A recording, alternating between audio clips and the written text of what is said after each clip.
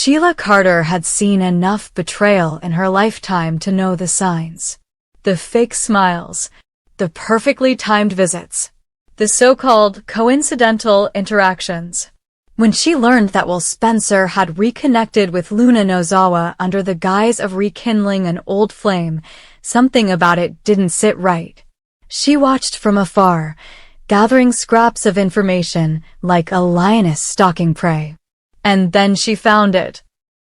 A receipt for a specific kind of microsurveillance equipment, purchased in Will's name, delivered to a Forrester affiliate address. Sheila didn't need confirmation. She knew what Will was doing. He was setting Luna up. While the Forresters celebrated Taylor and Ridge's engagement and Brooke licked her wounds in quiet solitude, Sheila began working behind the scenes. She had no loyalty to Luna, no emotional connection, but she knew the scent of a trap when she smelled one. And what bothered her wasn't just the setup. It was who orchestrated it and who stood to gain. Steffi Forrester. Always controlling. Always deciding who belonged and who didn't. And Sheila had watched Luna bend over backwards trying to be accepted. Trying to prove herself.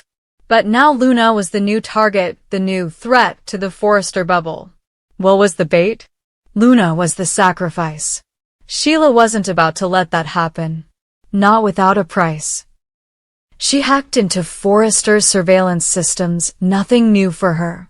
Years of breaking into medical files and security feeds had made her an expert. What she found confirmed everything. Footage of Will entering Luna's apartment with a wire, conversations clipped and edited to frame Luna as volatile, dangerous. Even worse, there were gaps, intentional deletions, clear tampering. Sheila copied everything. But that was only part one. What made her pause, what changed the entire game, was what she found buried in a different file, an environmental report. Not from Forrester. From Spencer Industries. Dates matched up. Figures skewed. Language sanitized. It was a cover-up. Years ago, Spencer had commissioned a waste disposal facility outside of Santa Clarita. What was supposed to be a renewable energy partnership was in fact a dumping ground for hazardous waste. The paperwork had been scrubbed clean, the language manipulated, but Sheila knew how to read between lines. Will probably didn't even know about it. But his father, Bill Spencer, definitely did. Now Sheila had leverage. She didn't go to Will first. She went to Bill. It was a quiet meeting, held in a dark corner of Il Giardino. Sheila slid a manila folder across the table with that same eerie smile that had haunted so many. Bill opened it, glanced through the first few pages, and immediately stiffened. "Where did you get this?" he asked coldly. Sheila leaned in. "Where doesn't matter. What matters is what I can do with it. Or what I won't do if you play nice." Bill narrowed his eyes. "What do you want?" Sheila didn't blink. "Tell your son to drop the investigation into Luna. Pull him out. Destroy the recordings. Burn the evidence. Or I go to the press, the EPA, and Ridge Forrester with that report. You'll lose your empire in less than a week." Bill clenched his jaw. "You're blackmailing me to protect Luna Nozawa?" Sheila laughed. "No. I'm blackmailing you because your son is playing with fire, and if he burns the wrong person, I lose my only bargaining chip against Steffi. And I'm not ready to lose that leverage." Bill didn't answer. But he didn't say no either. Will, meanwhile, had problems of his own. After the failed sting operation and Luna's discovery of the wire, everything went downhill. The footage was incomplete, the confession fragmented. Luna had gone dark, vanished into the city's underbelly, possibly armed, possibly more dangerous than before. The LAPD had nothing concrete.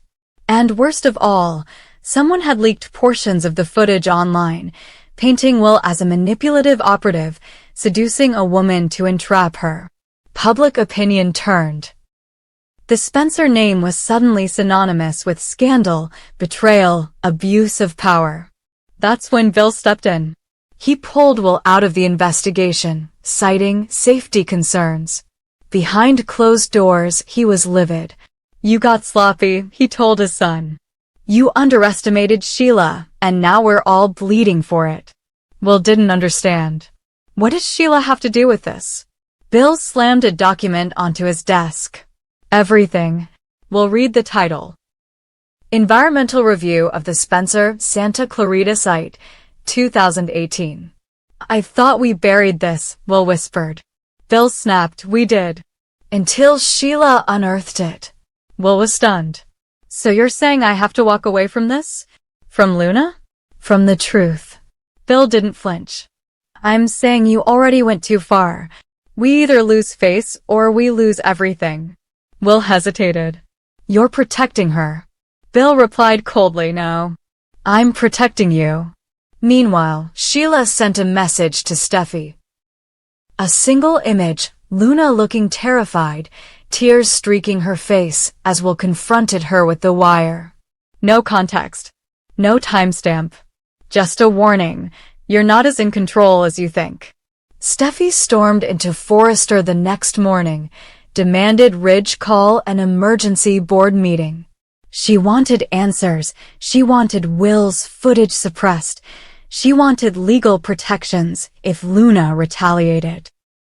But when Carter Walton revealed that Sheila had information that could trigger an EPA investigation into Spencer Industries, Steffi's priorities shifted. So you're saying Sheila's blackmailing the Spencers to protect Luna? Ridge growled. Carter nodded. And if the EPA gets involved, the scandal will touch us too. Half those shipments were stored using our vendors. If the leak goes wide, it won't just sink Spencer. It'll bury Forrester by association. Ridge's face darkened. We're pulling the plug. No more targeting Luna. But it was too late. Luna resurfaced, escorted by a private attorney and ready to sue Will Spencer and the LAPD for entrapment, defamation, and emotional trauma. Sheila sat in the back of the courtroom the day the charges were filed, smiling to herself. The footage Will captured was ruled inadmissible. His testimony was compromised. The case collapsed before it even began. And that's when Luna made her move. She held a press conference.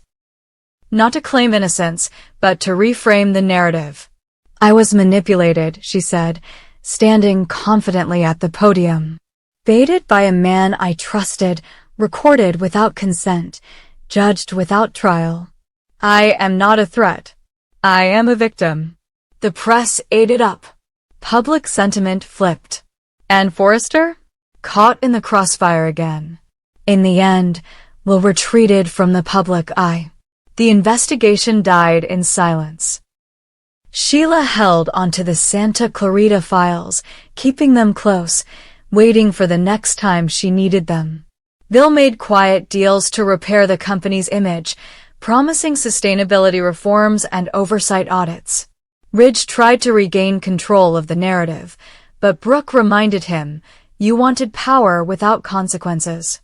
Now you have both. And Luna? She walked away untouched.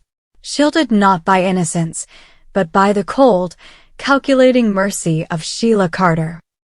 Because sometimes, in Los Angeles, the only thing more dangerous than being hunted is being protected. Ridge Forrester stood in stunned silence for a beat too long, the candlelight flickering across Taylor Hayes' hopeful face. Her voice had just steadied long enough to deliver the question she never imagined she'd have the courage to ask again. Will you marry me? Her hands were shaking slightly, but her eyes were clear, determined. The years of pain, the heartbreak, the seesaw of Ridge's indecision, all of it led to this moment. And now she waited. He looked at her, really looked at her. A woman who had endured more pain than most and still chose to love him. A woman who had forgiven him more times than he deserved. And in that moment, whether out of guilt, nostalgia, or a fleeting spark of clarity, Ridge finally gave her the answer she'd been waiting for. Yes, he whispered. Let's do it. Let's get married. Taylor's face lit up. She let out a sound somewhere between a laugh and a gasp, flinging her arms around his neck. He held her, perhaps tighter than he should have, perhaps longer than he meant to. But that didn't matter right now. The answer had been yes. What neither of them realized was that they weren't alone.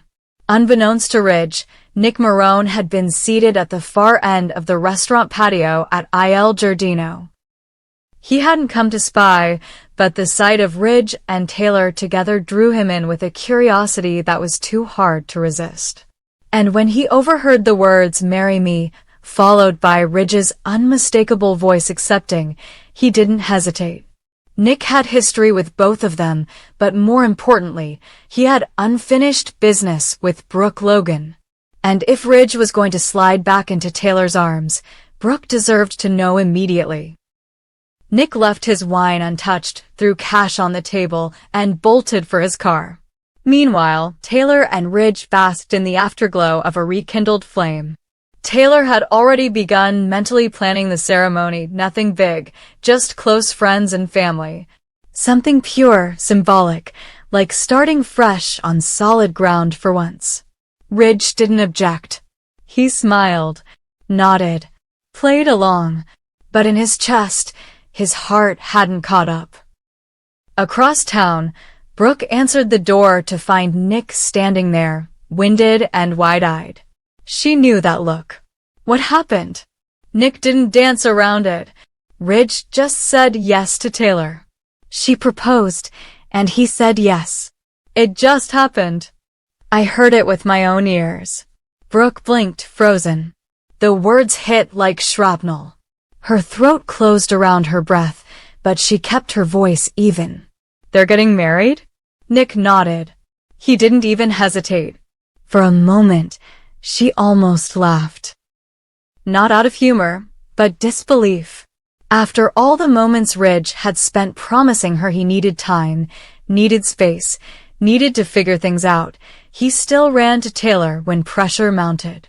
But something inside her, something primal, something fueled by decades of passion and war, refused to surrender this time. I'm not letting him marry her, Brooke said quietly. Then again, louder, he's not going to marry her. Nick raised an eyebrow. Brooke, she shook her head. No. I know what we are. I know what we've always been. I've tried to be patient. I've tried to respect his process. But if he walks down that aisle without hearing the truth from me, then I'll regret it for the rest of my life. The next 48 hours moved in a blur. The wedding was arranged quickly, as Taylor had wanted. A vineyard outside of Malibu. A minimalist design. Floral arches and white chairs. Eric and Donna flew back from New York. Steffi and Thomas were buzzing with excitement, finally seeing their parents getting it right. Even Hope and Liam were invited, if only to show unity across the fractured family lines. But one chair remained noticeably unfilled. Brooke wasn't invited. And yet she came. Dressed in a long gold silk dress that shimmered in the sun, Brooke arrived as guests began settling in. Heads turned. Murmurs rippled. She made no scene. No dramatics. She simply walked down the aisle before the ceremony began, as everyone was taking their places, and stopped just 10 feet from Ridge and Taylor. Her eyes locked on Ridge's. Don't do this, she said. The entire crowd froze. Ridge looked like he'd been struck. Taylor straightened, bracing herself. Brooke, this isn't the time, she said, voice calm but firm. Brooke ignored her. I'm not here to fight you, Taylor. I'm here to talk to him. She turned back to Ridge. You're about to make a mistake you can't undo. Ridge opened his mouth but found no words. Brooke stepped closer. I have loved you through more pain and I should have survived. I've forgiven you more times than I should have. But through it all, I never stopped knowing that you and we are soulmates. You know it. And if you go through with this wedding, Ridge, for the sake of doing what's easy, or guilt, or fear, you'll regret it the rest of your life. Gasps came from the guests. Taylor's hands balled into fists. How dare you hijack this moment? I dared, Brooke snapped. Because I won't stand by while he marries you out of obligation. Ridge took a step forward. Brooke, but Taylor was already moving. She stepped between them. Enough, she said, voice shaking. If you have something to say, Ridge, say it now. Say it here. Because I won't be humiliated again. The silence was unbearable.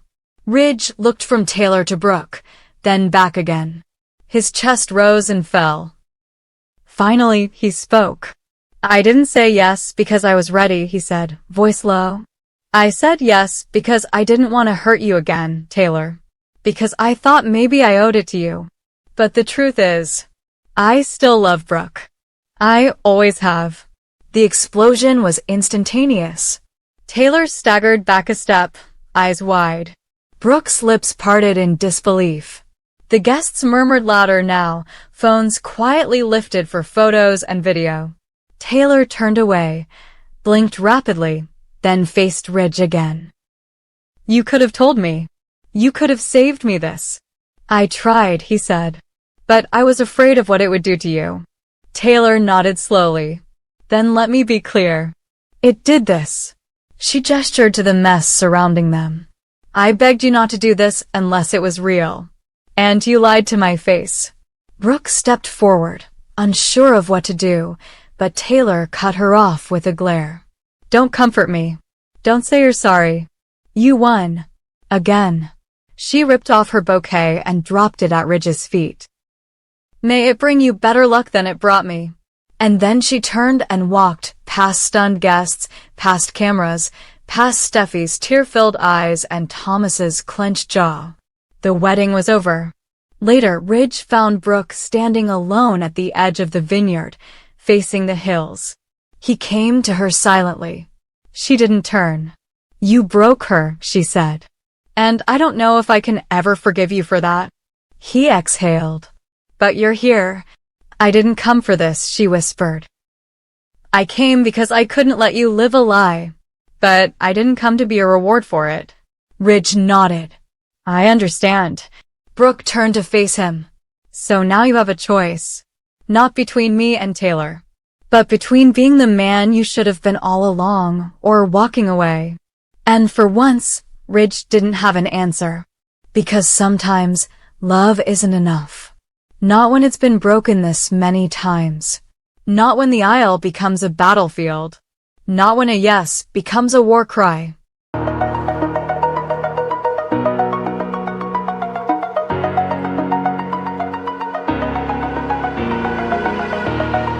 Oh.